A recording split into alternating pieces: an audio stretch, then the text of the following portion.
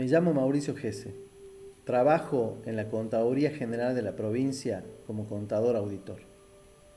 Desde hace 18 años soy docente en la Cátedra de Administración y Contabilidad Pública de la Facultad de Ciencias Económicas y de Administración de la UNCA. Y desde hace algunos años soy el secretario general de la seccional Catamarca de APOC, Asociación del Personal de los Organismos de Control. Te estoy haciendo este video porque quiero explicarte de manera sencilla cuál es el problema que tenemos todos los asalariados públicos provinciales con nuestras liquidaciones de haberes del año 2022. Todos, salvo los docentes que tuvieron su propia paritaria. El resto, personal de maestranza, administrativos, técnicos, profesionales, personal sanitario, de la Fuerza de Seguridad, viales, aeronáuticos, etcétera, a todos nos liquidaron mal los sueldos durante el año 2022 y yo te voy a explicar por qué. Durante 2022 la inflación acumulada fue del 94,8% y durante el 2022 el Poder Ejecutivo Provincial solo recompuso los salarios en un 68,6%.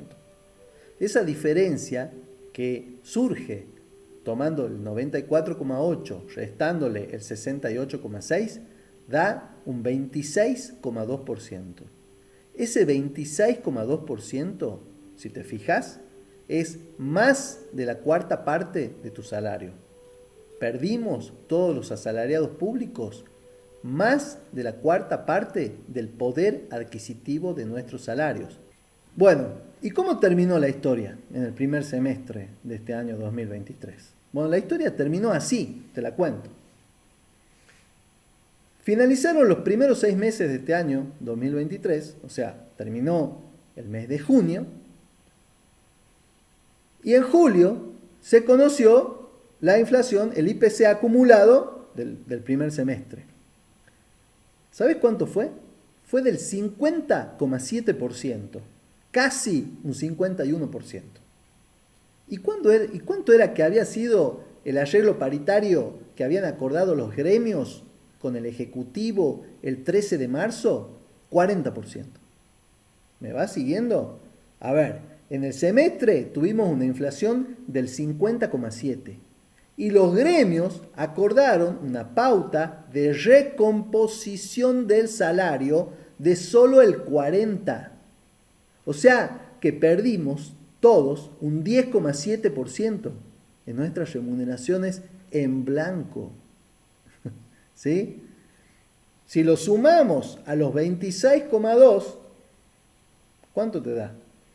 Por lo menos 37, ¿verdad? Bueno, ¿te das cuenta cómo viene la mano? Te sigo contando. En la última acta paritaria, la que se firmó el 13 de julio de 2023, se acordó para el semestre no quiero decir aumento, pero bueno, así dice la letra del acta, pero no es aumento, es recomposición. Una nueva recomposición del 28%. ¿Me escuchaste bien? 28%. Entonces, si yo sumo ese 28% al 40% del primer semestre, otorgado por paritarias, me da 68%. ¿Sí? Bueno. ¿Y qué pasa si yo te cuento que las expectativas de inflación para este año, que es el relevamiento que está en el relevamiento de expectativas de mercado, es un informe REM que se llama, publicado por el Banco Central de la República Argentina, a finales de junio estaba dando, ¿sabés cuánto de inflación? Un 142,4%. Si vos comparás ese 142,4% versus el 68% de todo el resto de la pauta salarial para los empleados públicos, allí incluido, tenemos una diferencia abismal. Ya no hablamos del 26,2%, sino que estamos hablando de por lo menos un 72%. Entonces, le pongamos números al ejemplo. Hacé de cuenta que vos en enero del 22 tenías un sueldo de 100.000 pesos. Si la inflación fue cercana al 95%, en realidad un 94,75% acumulado en diciembre del 22, la única manera en que vos pudieras haber mantenido el poder adquisitivo de su salario fue que en diciembre del 2022 tu sueldo hubiera sido de 194.750 pesos.